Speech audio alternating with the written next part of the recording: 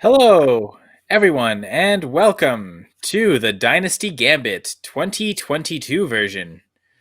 My name is Kyle Senra, and joining me are my co-hosts Brian and Devin. How are you both doing? Welcome to 2022, Brian. How are you? Things are well. You know, not the greatest football weekend last weekend. A lot of non-competitive games. Kind of looking forward to the semifinals this week, and hopefully a little bit more competition. But other than that, things are great. Yeah, awesome. Glad to hear. Hopefully this is. I mean, everyone always says the divisional round is kind of the better week, right? Like all the best teams, the number one seeds aren't on bye anymore; they get to play. So everyone, divisional round's always kind of better than wild card. I think most years anyway. So this year, probably not. Hopefully not an exception. We don't want divisional round to be worse than that.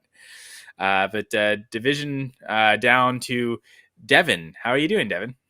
I'm doing good. Happy to be back. It's been a while since we were able to get together. So looking forward to talking some season wrap up here and see what all of our opinions are. Yeah, Devin, part of the in-season Dynasty Gambit, which I guess was kind of short-lived during the 2021 NFL season.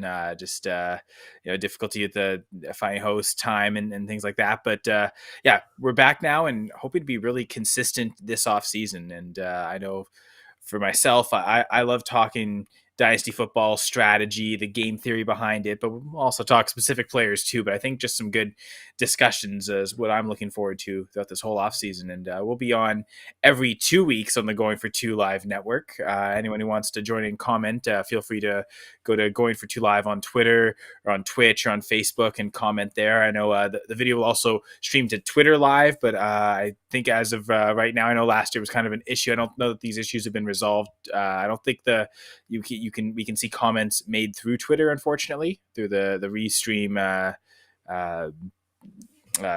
word I'm looking for. It's not Dynasty Football, so I don't understand it as well. I really try to get to, but yeah, we'll be able to see comments from YouTube, Twitch, and Facebook. So join us there live. But yeah, I guess.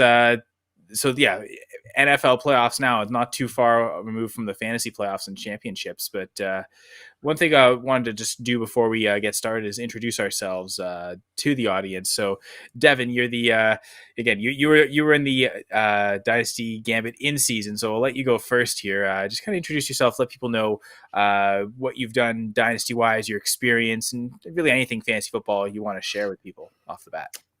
Yeah, so like I said, I host doing a short-lived in-season mode, but been playing fantasy football since I was about 12 years old. So I'm 33 now, so a little over 20 years. Just really enjoy the game. I mean, it's fun. I got into Dynasty about 6 years ago or so. We started our first Dynasty league, got into that, and that's by far my favorite style of fantasy to play. It's just a lot more strategy. It's an all-year type situation. I like to consider myself pretty good. I'm in 4 dynasty leagues, and I actually won 3 of them this year. So, I mean, it helps when you got, Cooper Kupp going off in some different leagues. But, yeah, I love dynasty football, and looking forward to talking with you guys. It's funny. There's a few similarities to myself there, but before I won't tell you which ones. Leave some suspense, and we'll go to Brian just to talk about your dynasty life experience. I'm gonna give you my overall experience. I've been doing fantasy football, primarily redraft, for 27 years. I'm a big DFS guy. I've done that for 10. And actually, I was writing with another group this year, doing podcasts with another group, and this was my first year. This was my first year that I just finished in both Dynasty, and also I stuck my toe into the Devi waters, and both those were really interesting to me. I wasn't quite as good as Devin. I was in 4 leagues, made the semifinals in all 4, and unfortunately went up with a second and 3/3. So, almost got there. One bad loss along the way, and even the last week in week 17 in my final, I was playing against Joe Burrow and Jamar Chase when they had those multiple touchdowns. I think they had 3 touchdowns combined. So I had a good week, but sometimes you just get beat by a better player that week. But still a lot of fun. Yeah, so I guess you're the new to Dynasty, the young spring chicken here, Brian. So we'll bring you along as best we can, but also helping our listeners, of course. But I think we can all help each other out. And Devin, interesting, because I've been playing Dynasty around about the same amount of time as you, 6-7 years now. I remember I started back in 2015. Mm-hmm. Before I've done the conventional Dynasty style, I actually started with salary cap and contract league. That was kind of my Oh, intro wow. to Dynasty, and then I kind of reeled back and went to the kind of more conventional form a couple years later. But yeah, so I've always been kind of I love the complex intricacies of the game, and Dynasty I've always loved that element of adding the rookies and rookie drafts every year, and that being the way to add talent to your team. But yeah, I think that's kind of where mine started, and I think, yeah, dynasty wise, I guess I went to 3 finals as well, Devin. But I was Nice. in 10 dynasty leagues, so a little Oh, more. My wow. percentage Yeah. aren't as good as your guys, but yeah, I think I guess the first quick lesson. I mean, picking the right players, right, is always the first thing. And Cooper Cup, for myself, and this is dynasty and redraft combined. I had him on, I think, 3 teams, and all 3 of those teams made it to the finals. So Yep. like having a Cooper Cup, and I mean he was attainable for everyone to get. Like he's not like a like in a even in a dynasty, McCaffrey was still probably the 101, or if a super flex, the Mahomes Allen tier. Like if you didn't have the first pick, you couldn't get that guy. Like Cooper Cup was at the highest, maybe a 3rd round pick, but I saw a lot of 4th, 5th round picks, Cooper Cup. So any of us could have got him in a lot more leagues than we did. So that was the first lesson to learn, was take more Cooper Cup. But it's going to be to like find that guy that's going to, be in that 4th, 5th round range that, can be that wide receiver 1. And you can kind of do that for other positions as well. But that would be like the first lesson. Like, what can we learn from Cooper Cup's season that was, because he's probably not going to go in that range next year. Like his Oh, no. range is going to go up both in dynasty startups, but certainly in redraft. But who can we like? What can we pinpoint to that retroactively, like beforehand, that we knew, okay, that he was going to break out to that level? Is there anything, or is it just one of those luck things?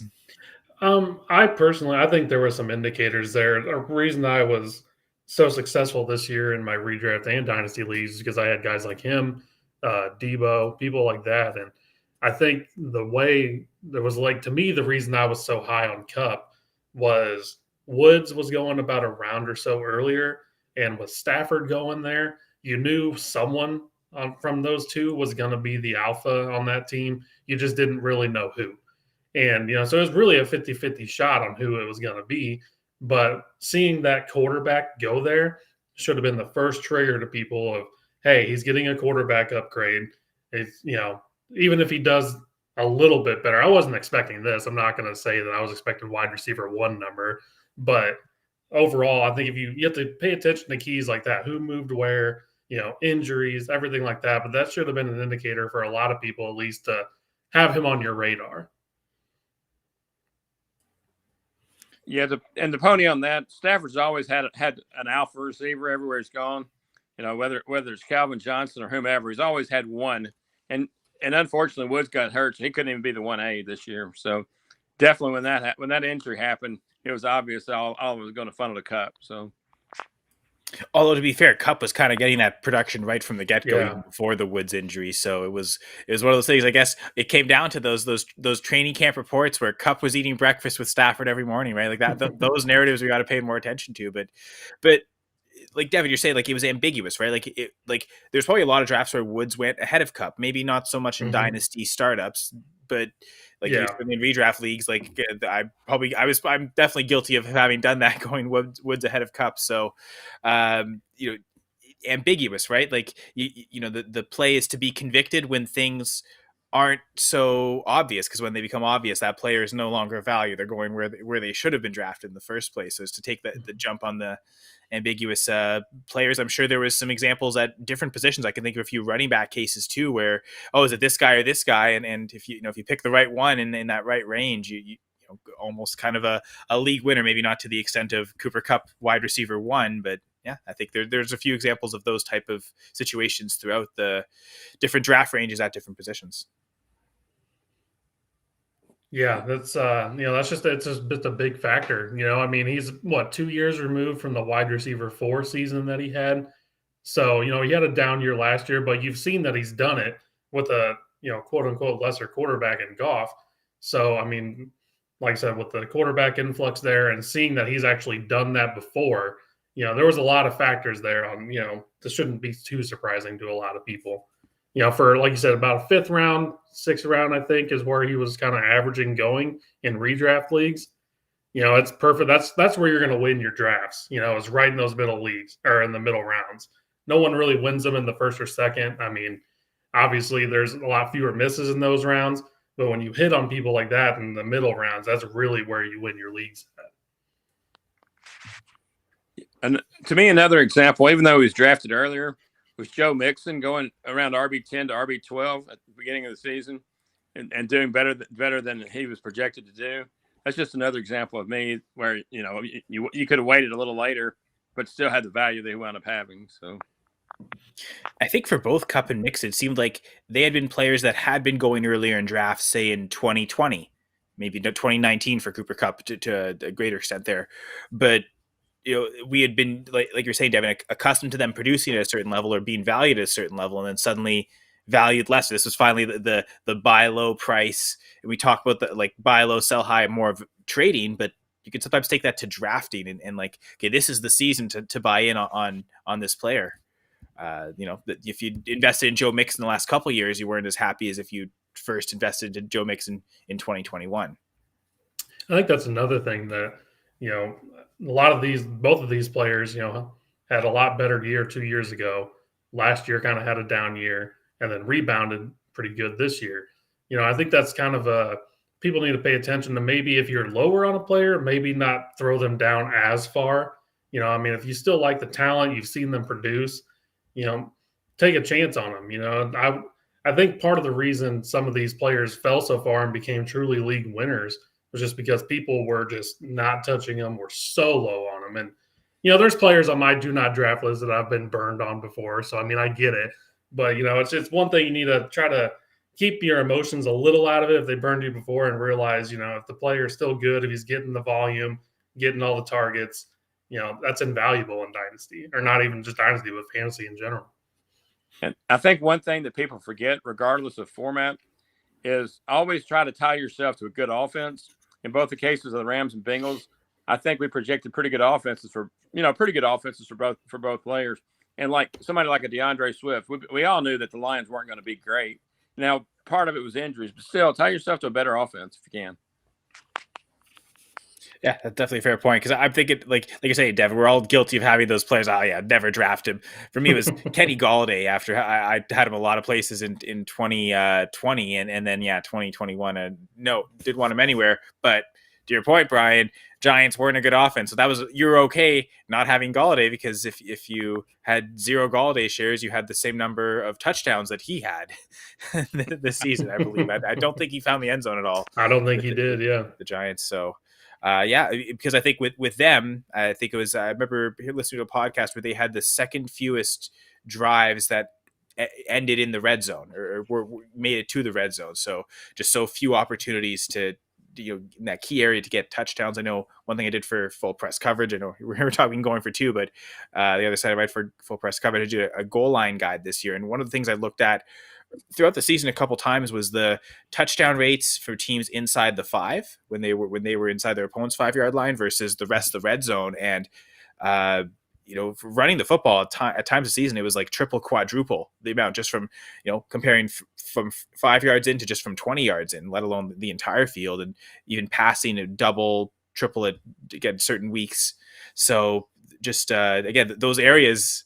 Knowing the touchdown variance can be so huge for fantasy and swaying fantasy scores. So I guess if you're gonna have players on avoid lists, have them be on bad teams and not good teams. I guess that's the takeaway. Brian, do you have any takeaway lessons you'd like to take from 2021 into 2022? Yeah, one thing I would encourage, I always encourage people to draft whenever they want to, but one thing when you draft startup drafts, a lot of them some of them have probably already started now.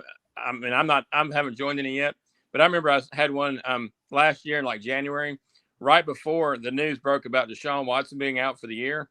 So I would caution people when to draft. Like I said, we always encourage people to draft now, but for me, I would rather wait. Looking back on it, I'd rather wait till maybe late February, early March, or get a little news to break before I dip my toe too far. Because like I said, it was my first year. And looking back, that'd probably be one thing I would do. Even though we always encourage everybody to draft whenever, you're almost a little safer to draft after a little bit of news breaks.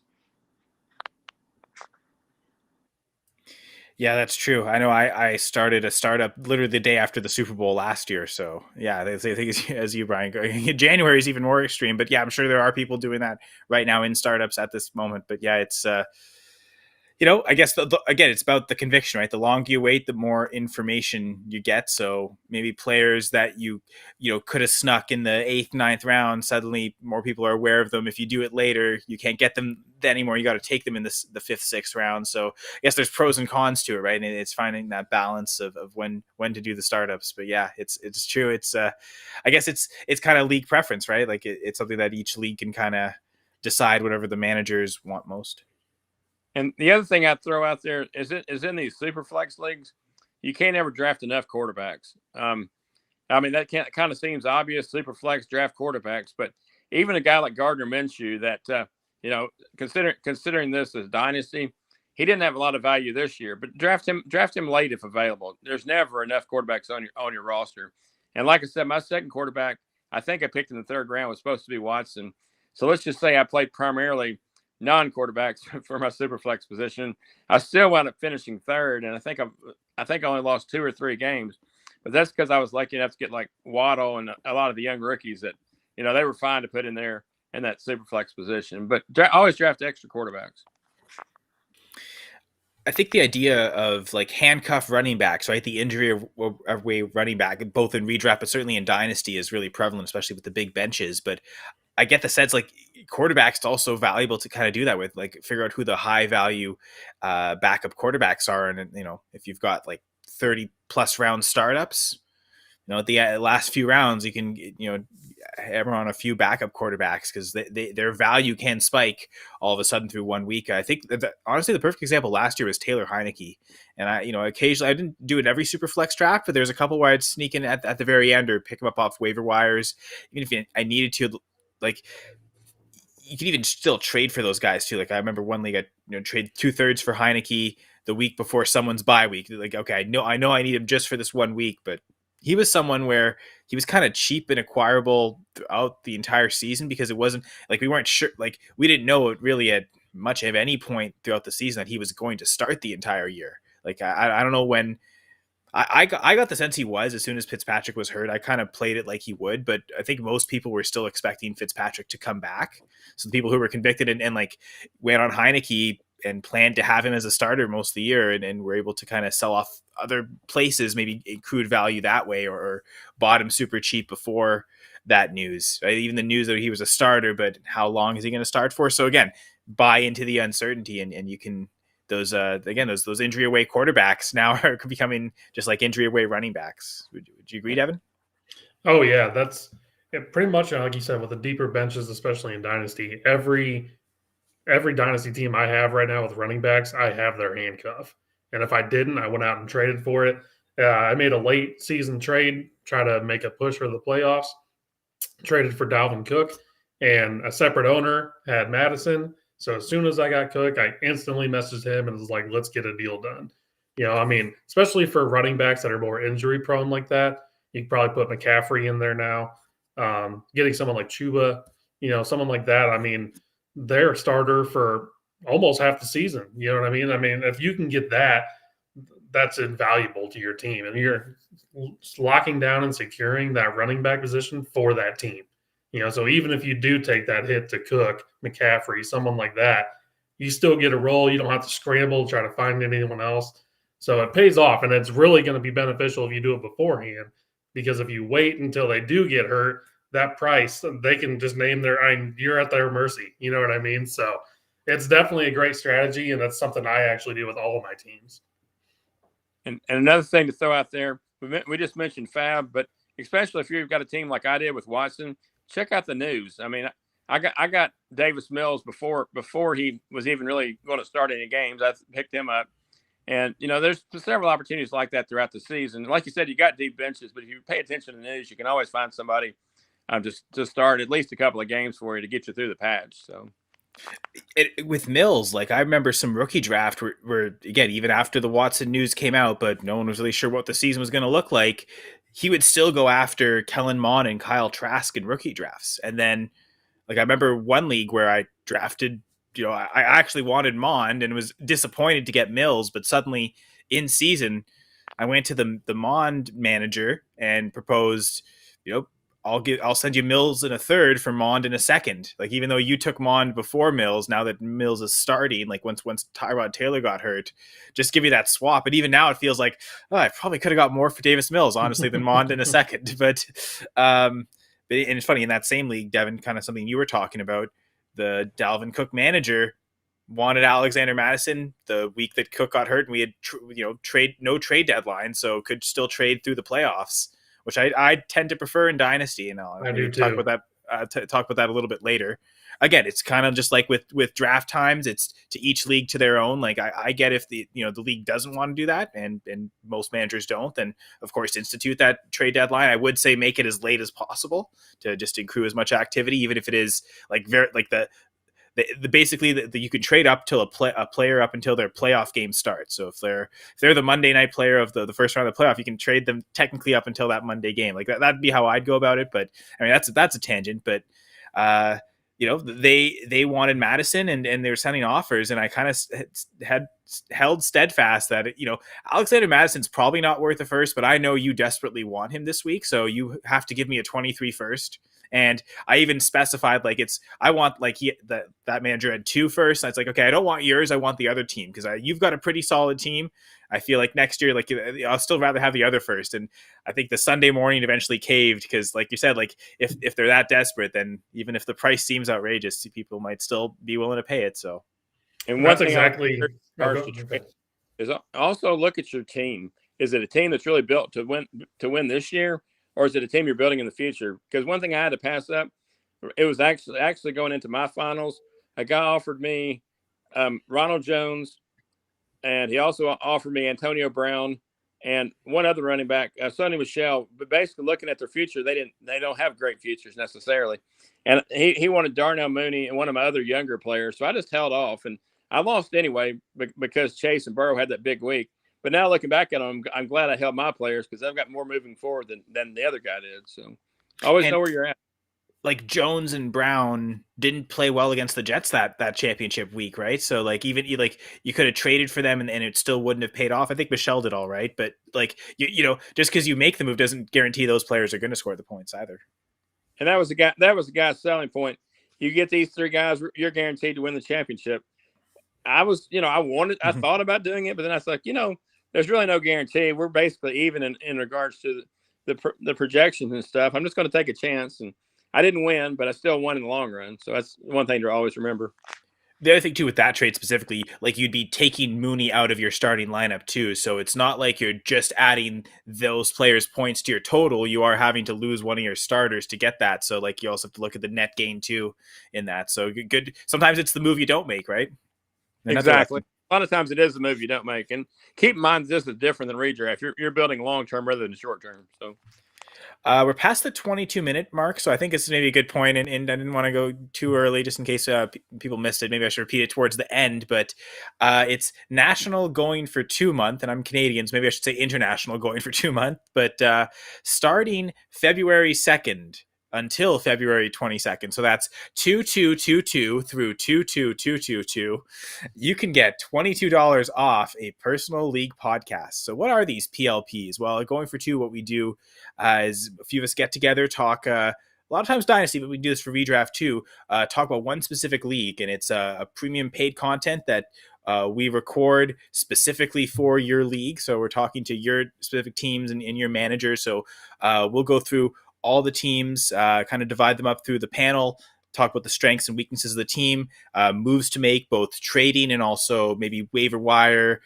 Sometimes even the moves is, maybe you should get rid of some of these guys, right? Like open up some bench spots. I've definitely made some of those comments before because I am part of that. And, sometimes, to obviously talk specifics, but a lot of the things I talked about at the start of this podcast, the game theory, general ideas, like big strategy moves, we talk about those as well, but again, can implement them to your specific league. And not to toot our own horn, but literally every group every PLP we'd send out, we'd always get message back saying people were super excited. Seems like a lot of them are going to want to have that happen again here in 2022. So something that Jeff Lambert, our Going for Two founder, started in 2021, these PLP podcasts. So again, this special promotion, which available from February 2nd through February 22nd, you can get $22 off your PLP, which normally is $100, coming in under $80 for the entire league. And again, we say, get your managers to, commissioners, split the cost per head. You don't want the commissioner to pay all that. Everyone to treat your commissioners properly. They do a lot of work. But yeah, just that promotion that we're going to be talking about probably throughout February, throughout the next few episodes. But as we keep moving on, Devin, was there anything you wanted to add to any of the topics or bring us to new topics? I would say also, things I see people make the biggest mistake on in my own personal leagues is you have to realize where you're at with your team. Don't wait until the last second to try to force a rebuild or do whatever. If you're halfway through the season, start making moves. You know what I mean? Don't wait until, okay, now I've been eliminated. Now I'll be making moves. That's the one thing I always see with teams is, they wait too long. They're not realistic. They don't get the value they could have gotten 3 to 4 weeks ago when multiple teams were still alive. Now you only might have half the league that's alive, and they're the only ones who really want to make some of these trades for some older players, stuff like that could help them in the playoffs. So that's one thing I've noticed from a lot of leagues. It's the hardest thing to do. It's hard to really, analyze your team and be like, well, it's probably not going to happen because there's always that chance, right? You never want to give up on that chance. But if you do give up, or not give up, but if you do make that realization sooner, you get a lot more opportunities to get better players and better picks. Because as soon as those eliminated managers, as soon as those teams get eliminated, like you're saying, those teams are going to look to sell too. So not only do you have less buyers, but now you suddenly have more sellers and more competition. So if you get on that early and you decide to sell, and here's the thing too is, you can sell players even if you're contending. That's the one thing. Even if you say yourself as a contender, doesn't mean you have to spend every draft pick you have and go out and buy every player. And you can't sell anybody. I mean, you can sell players to acquire picks, and if your team continues to do well, then you can use those picks to buy different players. If there's this manager has a certain running back, may not want to sell it for another running back. They maybe want picks for it, right? So a lot of times it's, if you want to improve the players on your team, you kind of have to play both directions, right? I'm going to sell this player for a pick and then use that pick to upgrade the player instead of go straight from this player to that straight positional upgrade. Just an easier way to get those trades done a lot of the time. And that was one thing too, as far as when I first started doing Dynasty, I was always like, oh, this guy's untradeable. He's untouchable. You can't get him.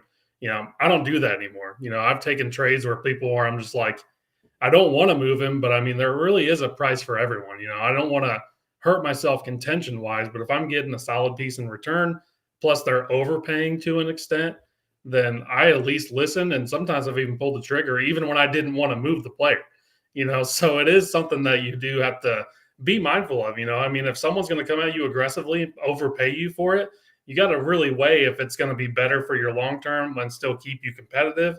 Or, if you're going for the championship and you don't want to do it, that's one thing, but just be open-minded. Anything to add, Brian? Yeah, I'm going to continue the topic like y'all have in terms of trades, trade values, and all that. Being a newbie, it's important to stay active. We have a great site here, great resources, but don't hesitate to check other websites. Look at trade value charts. It's hard to identify a player's value when you're brand new. I mean, you may have kept up with these players over the years, but a lot of it deals with age, and their values will attach to that. And don't be afraid to use other resources to kind of gauge. And like you said, it's okay when you're in contention to make a trade. This guy tried at me for 10 straight weeks to get Leonard Fournette. Leonard Fournette's all he wanted. So I traded Leonard Fournette and Corey Davis to pick up Mooney and also pick up Kareem Hunt, who I think his long-term is better than Fournette personally. I mean, that's just me. But like I said, don't hesitate, and also don't hesitate to check other resources, because it's hard being a first-year player. You got players that have been there as long as y'all and even longer that probably may know more than you. To be perfectly honest, it's okay to say, I don't know as much as maybe somebody's been doing it longer in terms of Dynasty. I probably know more than redraft than most people, but maybe I don't know as much as Dynasty. It's okay to check other resources out. I think the idea of value too is not one set thing. I think a player's startup value might be different than their trade value. Then, especially once you get to the season, the points value that they're scoring on a weekly basis can also fluctuate and vary really week to week as matchups come and go. Right, but players can get that arbitrary bump in value after a good game or lose that value after a bad game. So the value isn't one thing and won't be the same in every league. And the most important value, really, especially if you're trying to buy a player, the most important value is the manager who has that player on their team. It's their value. If you're trying to buy that player from them, you kind of have to accept it. Are you willing to pay their price, or is it something that's too high? And I guess, Devin, kind of almost to piggyback off what you're saying, is not to necessarily get attached. Like, okay, I don't want to sell this player, but if this manager's giving me an offer I can't refuse, then give me that value. And I think likewise, don't be like, I have to get this player. I have to buy this player. Okay, maybe can you buy a comparable player for less off a different manager, right? Like, always be open to looking for those trades. And I think it's good to prioritize. Okay, I've got one first, especially in season, you're trying to buy a player, or at any point in the off season, I've got one first I'm willing to spend. Who do I choose? Okay, then you prioritize. Go whatever you think is the player you could. Who are the list of players I could get just for the first, like just straight up, and start from there and see, go down the list, rank them however whether it's your dynasty rankings, different sites, composites, and then just go from there. And whatever you value, start at the highest player, then and work your way down, go to different teams and try and see. Because the worst thing I think to do is kind of go to that middle where, okay, I got this player for a first, but could I have gotten a player I wanted more for that first? You're not sure if you didn't send that offer to get those players first too. So I think understanding how to prioritize players is important, but also don't sell yourself on it. Have to get this player because I have them ranked the highest. I am willing to move down the rankings if there's, especially buying players if it's for a lesser price.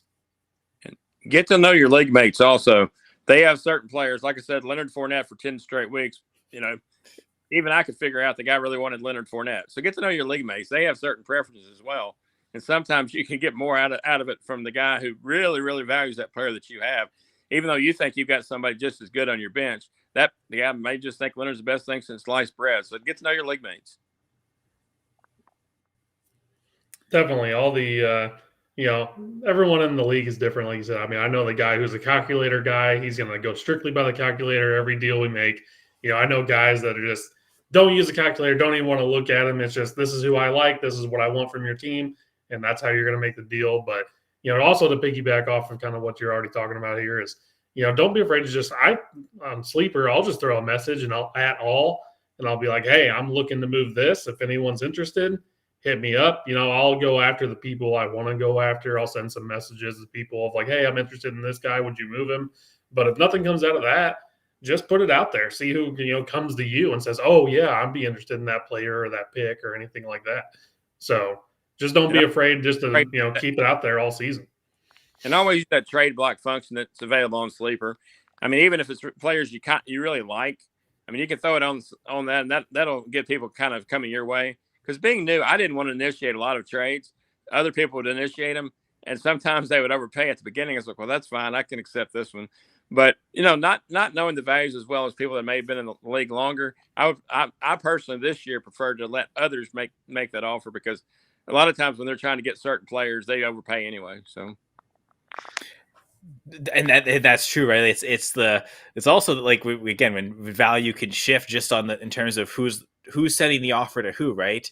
If I go to Brian, I want to buy this player. Brian knows, well, that's worth more to Kyle than it is to me, right? So, like, if it was the opposite, you were trying to sell me that player, I'd probably buy it for less than what I was willing to if it's me initiating, right? So, like, also understanding that, like, every trade offer, even like, you send an offer and it's quickly rejected, and if it's rejected with a message, that's usually better, because that other manager is revealing just a little bit of information that you might be able to use, even if it's a message where they're laughing at you because, oh, this value is crazy, like I don't think this at all. Okay, well, good, I know. Okay, this value is off. Either they value the player I'm signing too lowly or lowly. That's a word. Or the player that they have this player valued really highly. So, okay, I'm not going to go after that player. I'm going to look for something else. Like anything, any interaction is more information. And if it doesn't feel just right, I always try to get an extra pick, even if it's a lower round draft pick. It's okay. For now, always remember that your 2023s are more valuable than your 2022s for the most part as well. Just little things like that will be valuable. So, yeah, it seems like everyone's getting in on that class being really good. A lot of great players should come out in that 2023 class, and we'll see how many do. But that does seem like to be the prevailing thoughts right now. That is another thing too. Is I don't really watch college too much. I start doing the kind of the deeper dive as it gets closer to the draft, see who's top picks, all this type of stuff. So right now I'm starting to really get into that. But I pay attention to the guys who do know that type of stuff. Like you were saying earlier, know some of your resources because, it's been talked about for a couple of years now. This 2023 draft class is, supposed to be amazing. So I've been acquiring 2023 first for 2 years now to where in my main dynasty league with all my buddies, I have 5 first-round 2023 picks because I just been – hey, give me your 2023, even though it's 2021 at the time. They're a lot easier to move those on, but now everyone's like, man, I wish I had those picks, So, that's one thing to pay attention to that I'm hoping to, reap the benefits of. We'll see long-term if that's going to happen or not, but that is one thing to definitely pay attention to because, like I said, I don't know much about college football at all, but I listened to the people that said, hey, this draft class is going to be good, and now it's looking like it's going to be that way, so. In all fairness, I'm not a tape and video guy, but like I said, one of the sites I was writing for and podcasting for last year, they primarily wanted to do Dynasty as their main platform. So I joined that Devin League just to get to know college players more. Because last year at this point in time, I knew absolutely nothing about any of them. I watched college football, but not much. So, but now I watch it a lot. Yeah, and so it's interesting dynamics. Again, we can talk about Devy leagues too, right? Like how and that can vary so much in terms of like year to year, like who's available, how many picks, and so like that advice gets into the deep water. So good on you to just dive straight in there, Brian. Yeah, I dove pretty deep this year. Like I said, I didn't do anything last year, and then all of a sudden I decided we'll get some deeper waters here. Because really, for a contributor, I would encourage anybody that's new to contributing, enjoys contributing, don't be scared of trying a new platform. Just go for it. Yeah, for sure. Experiment with as many different formats and types of scoring and ways. I've talked about salary cap contracts, auctions. I love all that. So any fun way to play the game, this game within a game, just to make it more fun. Any other lessons either of you want to talk about? I think my lessons are out there for sure. And I'm sure I'm thinking as we go into the next episodes and stuff, things may pop up and all that good stuff. So, yeah, I agree. I think all the good secrets have come out so far. They got a lot to digest on this one. So I do have a couple things, really just a couple teams I want to look at. What I know for myself, one team where things went awful and why did they go so bad, and then one team where I ended up winning the championship. And I thought the process I made, like obviously luck's involved, didn't suffer too many massive injuries, really just one, and it was Chris Carson. Like if Chris Carson is the best player of yours that gets hurt for the entire season, like that's probably pretty good. But yeah, I think I'll start with the bad because I know there's a team I already talked about full press coverage. I co-host the Full Press Fantasy Pod, and for the podcast, my co-host Brad and I want to do a Dynasty League, and kind of like you, Brian. Brad dove into Dynasty for the first time last year, and so that kind of that experience where he was kind of getting he took the perception of the listener who maybe is new to Dynasty, and we were trying to reach out to those people too. And anyway, so did a Dynasty League, and I've played Dynasty like I mentioned since 2015 or format. So I thought, okay, yeah, I can manage this pretty well for the listeners and not embarrass myself. And right off the bat, it's super flex, and I traded. I was at the 112, so I had the turn pick and traded my 2 picks there to move up into the first to get Dak, and I think it just basically swapped into swapped later into the second, later into the fourth, later in the sixth, just a bunch of swaps just to go up and get Dak. And my original pick at 112 was Jonathan Taylor. And so like right off the bat, like that's the like he's probably going to go higher than Dak in startups next year, right? So I did want to get the quarterback with Dak, and the if I had stayed, the possibility was there. I could have gone Jonathan Taylor, Joe Burrow. Now I might have gone Trevor Lawrence or Justin Fields because I really like the rookies. It's just a mistake, but like the play was there to kind of stick and not trade up for Dak. As much as I do like Dak, he didn't maybe hit as hard as what was expected, to like the point where like a guy like Burrow, Dak probably are probably in the same tier now in terms of production expectation for next year. But like as a consequence of maybe not getting Taylor, I still wanted some other running backs. I grabbed Nick Chubb, 3rd round DeAndre Swift, 4th round J.K. Dobbins, and I thought, okay, I built myself good running back depth.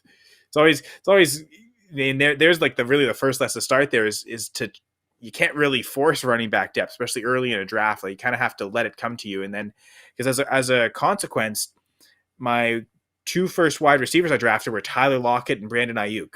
And I mean, Lockett had his ups and downs and some really good weeks, but as a wide receiver 1, maybe isn't going to carry your team, especially not with Brandon Ayuk as a wide receiver 2. That was really, especially, you could say roller coaster, but it seemed like it was mostly flat at the start of the season.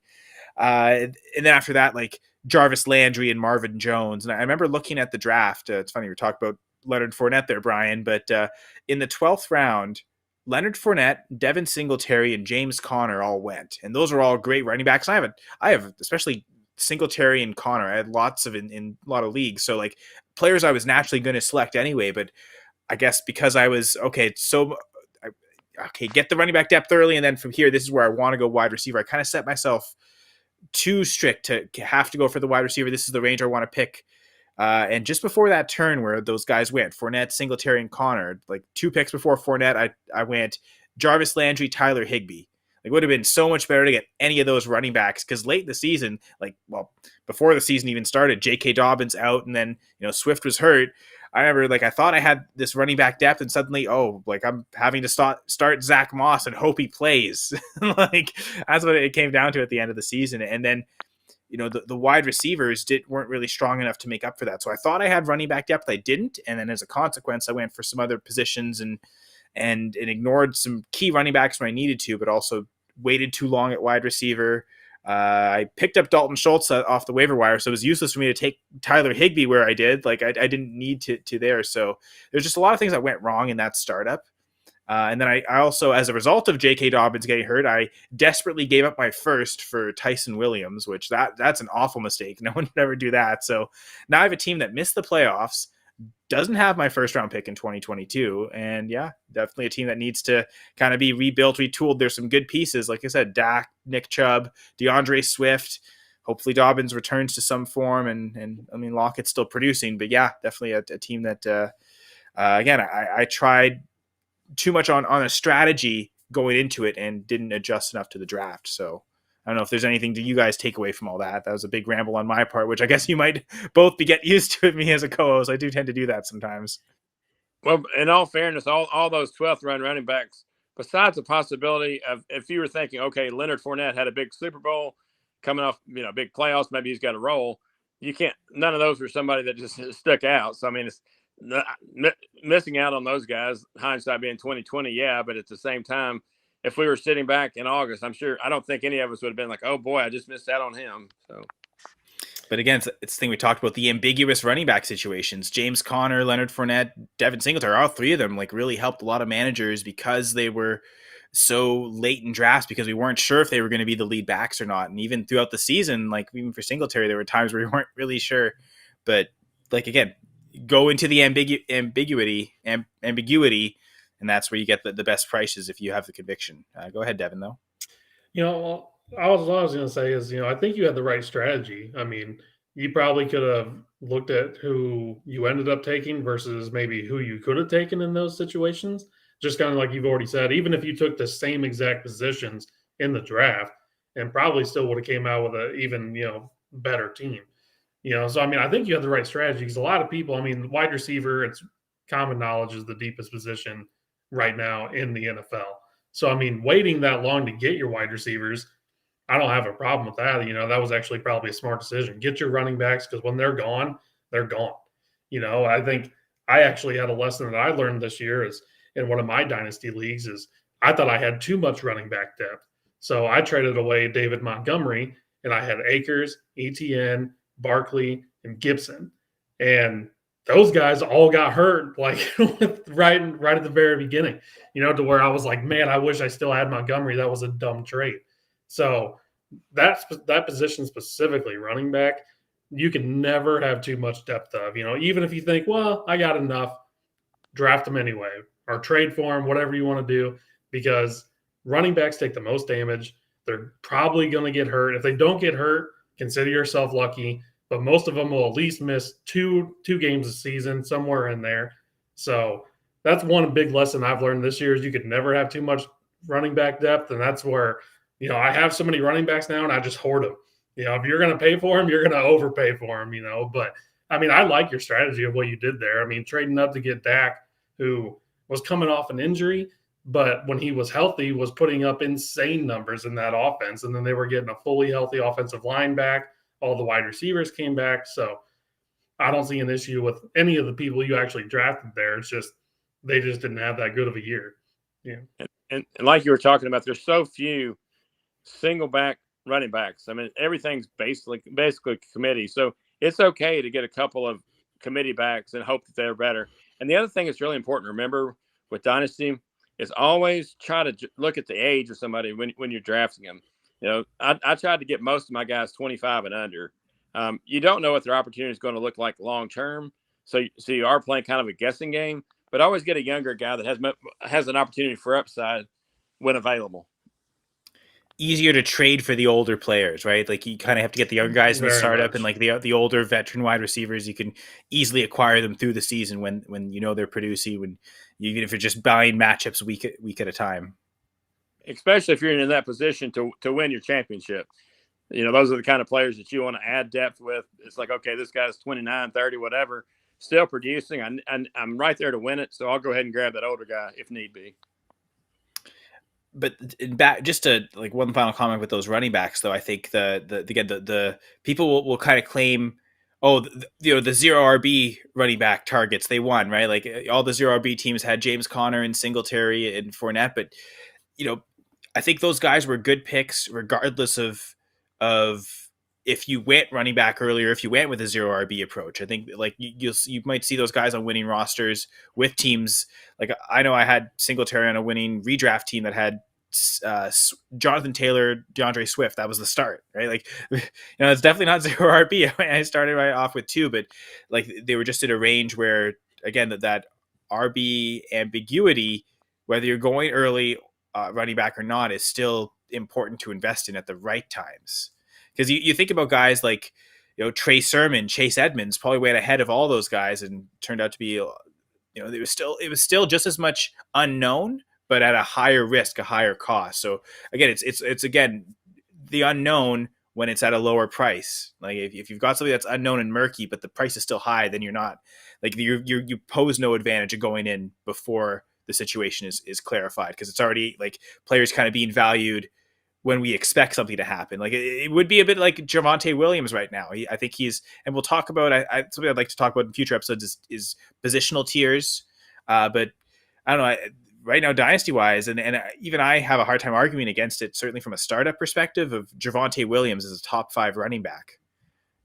Looking at a startup, I probably would want to draft him ahead of most other running backs, but it's also, he's at a price because we assume Melvin Gordon's leading. We assume he's going to get that full workload, right? Like it'd be a good situation to buy into if his price didn't match that. If it was, almost buy into Melvin Gordon because he's so cheap. That's almost the better place to buy into, right? So it's Javonte Williams probably isn't a good trade target right now, but he's a good guy to get in startups because he's so high, and you can maybe flip him to get the running backs you really want. So, I guess there's ambiguous ramble here from me. And that's the other thing also. It's important during your drafts. Don't commit to any particular style, whether it's 2 running backs in the first 2 rounds, 0 running backs, whatever. It all depends. It all should really depend on your draft position and what the draft board looks like at the time you're drafting. I would never commit to anything myself. And so and this is where I'll put in. I love auction drafts for that because nothing is really set in stone. You can kind of pick and choose. And so when it comes to lessons learned from success, because I think you can learn just as much from victory as you can from defeat. And it just feels nice with the win too, right? When you learn and you win. I joined it was a startup in 2021. A couple of again, we talked about sources, right? And a couple of patron group chats I was in. Kind of wanted to combine a league between the two chats. And I was in. I think a few people in the league too are in both chats, so it's good. It wasn't so much a one versus the other, but 24 teams, 2 copy, and it was an auction draft. So. The startup is auction, but from here on out, it'll be conventional rookie picks. Because I've also heard of that where people have like rookie auctions as well, and it's you're not necessarily buying rookie picks, you're buying rookie auction money, like when you're selling picks and things like that. But this was just an auction to start, and then normal rookie picks future years. And the way the scoring was set, fairly balanced league. So again, 24 teams but 2 copies basically gives it about a 12-team feel depth wise for roster, but 12 starters as well. So a little bit more to the start. Like, I think conventional size is probably about a 12 team start 9 or start 10. So start 12 is a little bit more to the depth that you need to start. Also balanced scoring was tiered PPR. Running backs got 1 point, wide receivers 1.25, and then tight ends 1.75 points per reception. So a bit of a tight end premium, but also a bit of a bonus wide receiver to running back. But then that was mitigated by point per carry as well. It was 0.15 point per carry. So really balanced scoring. You had to start 3 wide receivers, 2 running backs, and then 4 flex spots. So basically, when I looked at that, I also said, as much as, okay, don't, you can't just blindly stick to one strategy. I also think it is important to kind of have strategies and approaches. And one thing I look at, I talked about it, in the other league where, okay, I'm going to fade wide receiver and go late. But this league, I really looked at it with the auction. I said, I'm not going to fade any position. I want to be deep at all 4.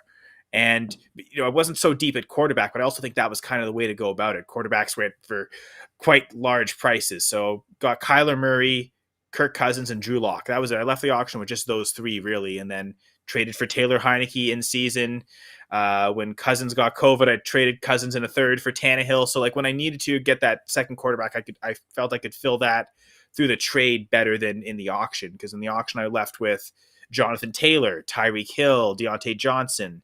Deebo Samuel was really cheap. And I thought I don't really have much Deebo on many of my teams, but this was the league with the point per carry as well. It's like, if I'm going to go on Deebo in any league, it was that one. And he was fairly cheap compared to a lot of wide receivers that he outscored. George Kittle, another Tyler Higbee league. I apparently liked a lot of Tyler Higbee last year. And then just throughout the season, traded for Nick Chubb, made different moves. And again, I think the idea was I didn't punt any position. I felt I was deep enough at all of them. I thought, again, going for the cheap stacks too. Kyler Murray with Christian Kirk. And because it was start 12, I played Christian Kirk most weeks. And I think that's where sometimes you get the advantage of stacks too. Because like if you stack like a Kyler Murray and DeAndre Hopkins, you knew you were going to start Hopkins every week anyway. Kirk, maybe not, Christian Kirk, not the every week starter type of guy, right? So that's something where you can kind of add value a bit to the stack when he does go off. He specifically gets more value. I mean, Kyler was going to be my lineup every week, but the key there really was though the late running backs, Devin Singletary and James Conner. I ended up with both of them on this team, and again the same thing because it was start 12. I started Conner literally every week. I went back; it was on MFL, and you can see weeks starter, non-starter. So even when he wasn't like the workhorse by himself when Chase Edmonds is healthy, I was still getting all those touchdowns from Conner because I was starting. So it was also knowing that the deep leagues for that too, right? When you have a lot of starting positions, that's where you really want to hit those running backs where you have the intent of not just waiting for the injury, but I can play this guy with the point per carry. I can play James Conner every week, and I did, and I think it definitely benefited me. So yeah, so I think that was a league where I had success. And again, the takeaway was if the scoring setting said don't fade any position, it is possible to build your draft that way and be deep everywhere. I think again, maybe the expense was actually at quarterback depth. That was the one where kind of went through the whole season just starting Kyler Murray, Kirk Cousins, and was able to navigate that pretty well. So maybe, and when Murray was hurt, picked up Colt McCoy and Streveler just because I love the former CFL quarterbacks too. But yeah, so I think if anything, it was because depth was so important at so many positions, quarterback depth actually seemed less important in that league. One little tidbit I want to throw out there about James Conner. I think it's always important to look at past results. Even though you had no idea, I mean, nobody could know that he would have 18 touchdowns. You had to look at Edmonds and say his high in carries previously was 94 in a single season. So that being said, you knew that he wasn't going to be able to carry the complete load. Like I said, there's no way you knew what Conner was going to do, but you had to know he was going to get some touches anyway. So if you get a late round pick, always look at that. See, if you're adding somebody to a position, look what the other guy's done previously, and he's just simply wasn't capable of doing all that.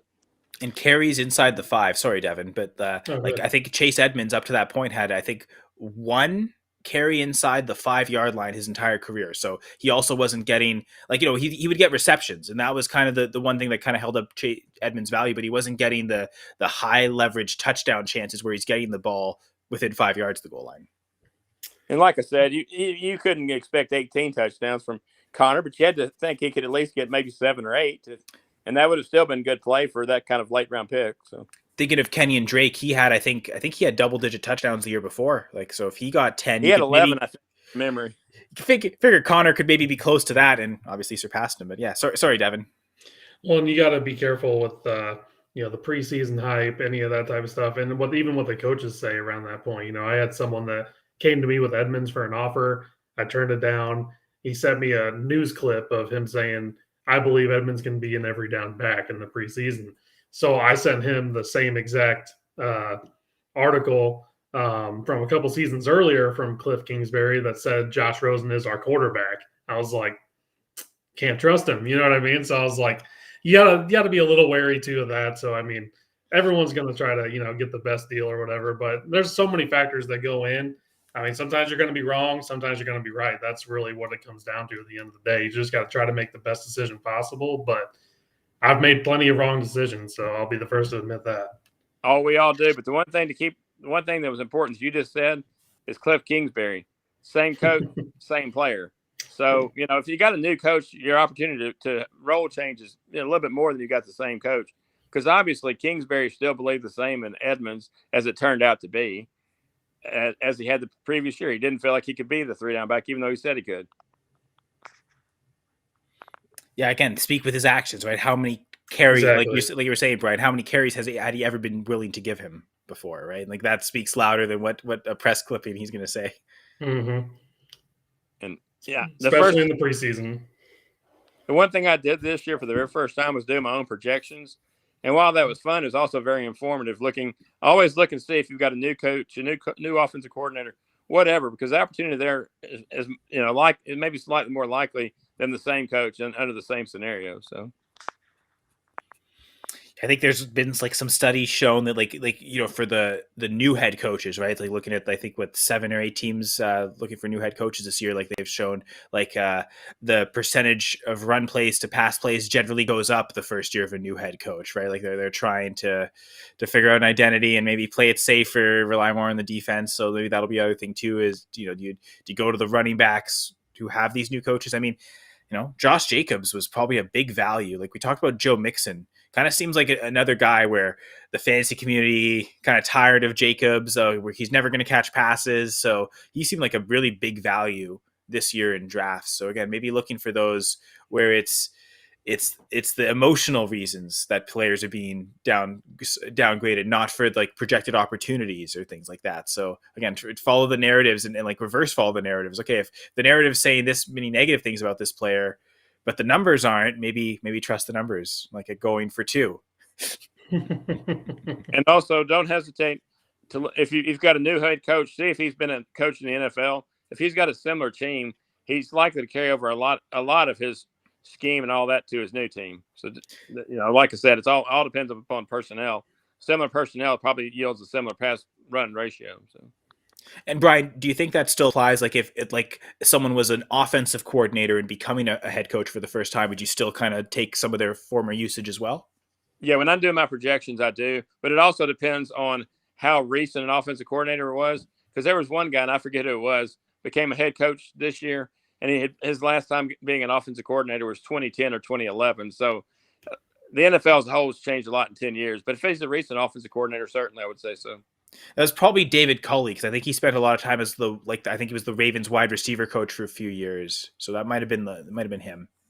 Yeah, and of course with him, he had a completely different offensive scheme, unfortunately. So he didn't have much talent to build around. Well, that was tough to kind of predict, right? Like we knew, okay, Brandon Cooks is probably going to see a ton of targets, but that was about it. Like that's all we knew. Like we weren't sure how the running backs were going to be used, and I'm still not really sure how they used the running backs last year, to be honest. I just tried to ignore that situation. But in all fairness, I'm not here to beat on his platform or his drum. I certainly didn't think he deserved to be fired after 1 year. So, what did they expect? 4 wins is better than he could have expected.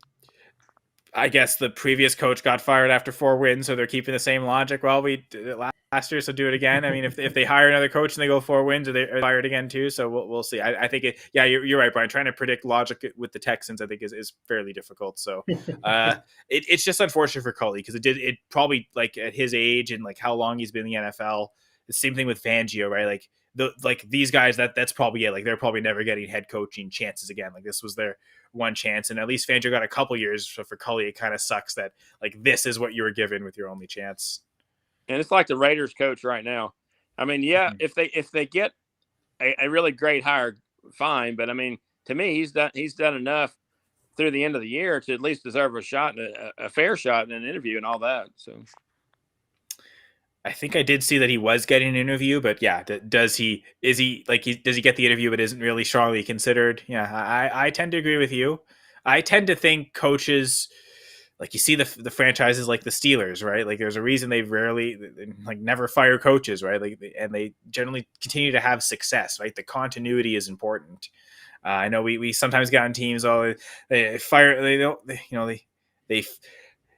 need to fire this coach, right? Like he's been around for too long, and like maybe with Matt Rule with Carolina, right? I think a lot of people were maybe expecting him to go, but if you're bringing him in to kind of build this culture long term, you kind of have to be patient through those losses. So I actually kind of applaud the Panthers there for kind of deciding, especially considering the quarterbacks they've given him, it hasn't been, if you don't have the quarterbacks, it's tough to win in the NFL. So I think hire him in the first place, give him a shot. Yeah. So yeah. So unfortunately for David Culley there, but I know, and I mean that's something we're gonna have to, like, we're gonna have new teams with new head coaches, so eventually we're gonna have to kind of prognosticate how that affects the fantasy players there. But again, I think this was a pretty good lessons learned episode. I was hoping we'd hit an hour, just over now, so I think Jeff won't be too mad if we went too long. I did ramble a few times, but I know try and keep the episode shorter. But so just over an hour. I think it's pretty good. Any final thoughts that either of you want to share? No, I was just excited to be doing my first podcast with Going for Two. I started as a writer for baseball, doing DFS. I've primarily been a DFS writer in both football and baseball. And I was just actually excited to get an opportunity to do a podcast. Well, excited to talk with you, Brian. I think already from one episode, I tell you you're going to provide a lot of great stuff. So I'm happy that you joined, that Jeff kind of connected this all up and got this going. I want to let people know where they can find and follow you. They can follow all my content at VandeGrad92 on Twitter. Reach out about any questions you have. Like I said, I work with Going for Two, but also work with 3 other sites, and I have an opportunity to write. This past year, I was writing like 3,400 words each week.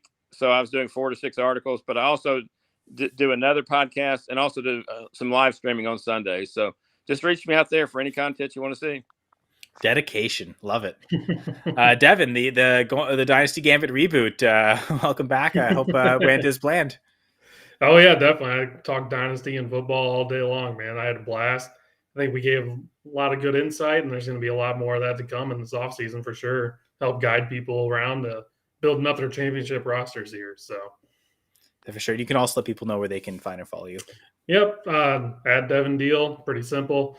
On Twitter, that's my only social media account, and I usually use it to mostly complain about the Chicago Bears, and then I post some of my articles there as well. So Yeah, so that I'm on Twitter at Senra Says. And of course, you could follow the various Going for Two accounts. You've got at Going for _2. That a lot of the articles that like Brian was referencing, a lot of the constant DFS articles for different sports too. So that content is still happening now, even if it's not NFL football season anymore. But also of all the live shows on Twitter at Going for Two Live, and you can check out again live on Twitter, Twitch, YouTube.